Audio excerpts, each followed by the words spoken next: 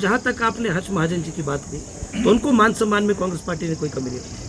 अभी भी वो कार्यकारी अध्यक्ष थे और पूरा उनका जीवन जो है कांग्रेस में पदों से परिपूर्ण रहा है। उन्होंने कभी जो है, कभी मुझे याद नहीं है कि वो किसी वक्त किसी पद पे ना रहे हो। हमेशा उनको कांग्रेस पार्टी ने मान सम्मान दिया, उनके पिताजी को मान सम्मान दिया।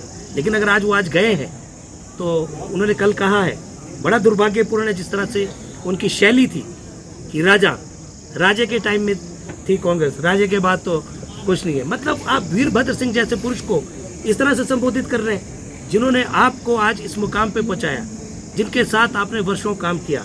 आप आज कोई भी नेता हिमाचल प्रदेश का या देश का वीरभद्र सिंह को इस तरह से संबोधित नहीं करता जिस तरह से कल हर्ष महाजन जी कर रहे थे। हमें आपत्ति है उनके शब्दावली पर कि जिस तरह से वो उनका संबोधन कर रहे थे।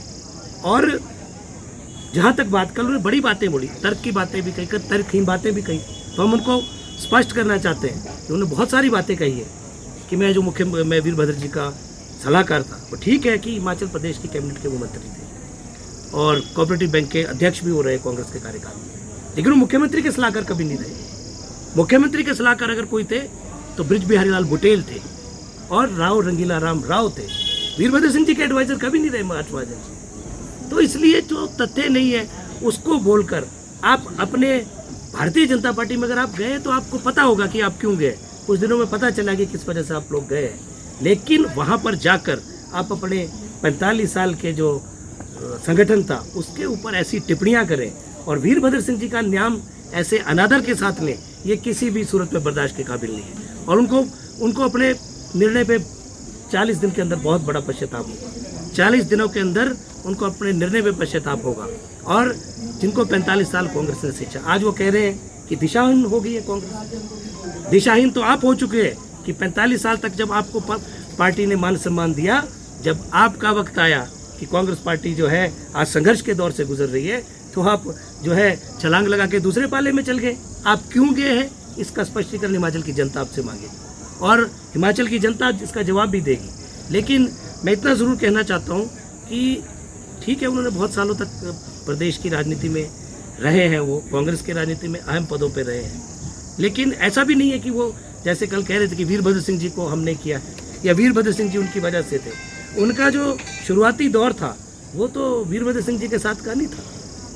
वो शुरुआत में श्रीमती विद्या स्टोक जी का बर्दाश्त उनको रहा और जब पहली दफ़ा कैबिनेट के मिनिस्टर बने तो भी विद्या स्टोक जी ने उनको बनाया। उसके बाद वीरभद्र सिंह जी के साथ उन्होंने कदम ताल। किसी भी कार्यकर्ता को कांग्रेस की अच्छी नहीं लगी होगी, हिमाचल प्रदेश के किसी व्यक्ति को अच्छी नहीं लगी होगी कि आप आज वीरभद्र सिंह स्वर्ग में हैं। आप उनके बारे में इतने अनादर से कह रहे हैं कि राजे के वक्त तक कांग्रेस थी, राजे के जाने के बाद इस तरह का संबोधन उनको आप दे रहे हैं। आज अगर सबसे ज़्यादा दुखी होंगे तो स्वर्गीय लाला देशराज महाजन की जो आत्मा भी दुखी होगी, क्योंकि अगर उनका जो एक वर्धस्त था और जो उनका वर्चस्व था, उन्होंने कांग्रेस पार्टी के लिए अपना पूरा जीवन दिया, उन्होंने पूरा जीवन कांग्रेस पार्टी के लिए समर्पित किया और हर्ष महाजन जी ने भी उनकी लेगेसी को आगे बढ़ाया। और आज वो अगर भारतीय जनता पार्टी में गए हैं तो उनकी अपनी कोई ना कोई, अब वो तो वही बता पाएंगे कि कौन सा भय था या कौन सी उनकी मजबूरी थी कि उनको अकारण तुरंत किसी को बिना बताए अकेले चुपचाप से जो भारतीय जनता पार्टी को जो है में शामिल होना पड़ा। किसी समर्थक को नहीं अभी तक उनके पता चला, किसी कांग्रेस पार्टी के पदाधिकारी को खबर नहीं हुई। और आप ईडी का भय तो नहीं था कि आप वही बता पाएंगे कि किसी भी कार्यकर्ता को बिना बताए किसी नेता से कोई उनकी नाराज, कांग्रेस से तो नाराजगी कोई थी नहीं।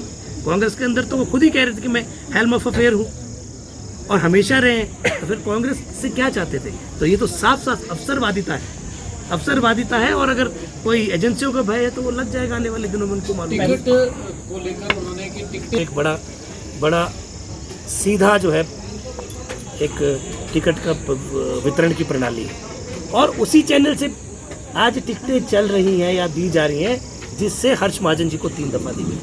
हर्ष महाजन जी को जब टिकट मिली पहली दफ़ा, वो यूथ कांग्रेस के अध्यक्ष थे, तो वो भी इसी तरह का जो पूरा प्रक्रिया थी उससे चलकर पीईसी का मीटिंग हुआ, उसके बाद स्क्रीनिंग कमेटी के अंदर टिकटें गई है और अब finally CEC central election committee को गई है। अभी तक टिकटें तो कोई अनाउंस नहीं हुई है, अभी तक किसी की जो टिकट है वो फाइनल नहीं हुई, जब तक घोषणा नहीं हुई है।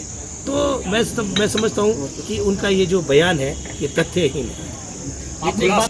इस बात का भी खुलासा करना चाहिए उनको कि और आपको ऐसा कौन सी वजह होगी कि आपको रातों रात भारतीय जनता पार्टी में शामिल होना पड़ा। कांग्रेस पार्टी ने आपको कार्यकारी अध्यक्ष बनाया, इस पार्टी ने आपको मंत्री बनाया। इतने सालों तक आपको कल खुद ही कह रहे थे कि मैं पूरे देश के अंदर युवा कांग्रेस का सबसे ज़्यादा वक्त तक का अध्यक्ष रहा हूँ। तो ये आप उनसे पूछें। और ये हिमाचल की जनता भी जानना चाहती है कि ऐसा कौन सा कारण हो गया कि आपको अचानक भाजपा में शामिल होना। आपने एक बात और की के चुने हुए विधायक कह रहे हैं, और ये सामान्य घटना नहीं हिमाचल प्रदेश के अंदर कि एक विधायक मीडिया के सामने कहे, और अगर उन्होंने कही है तो आज सरकार को भी संज्ञान लेना चाहिए, भारतीय निर्वाचन आयोग को भी संज्ञान लेना चाहिए, क्योंकि चुनाव हमारे मुखौटे पे है। उनको संज्ञान लेना चाहिए कि हिमाचल प्रदेश के अंदर किस तरह की कार्यप्रणाली से सरकार आगे बढ़ रही है।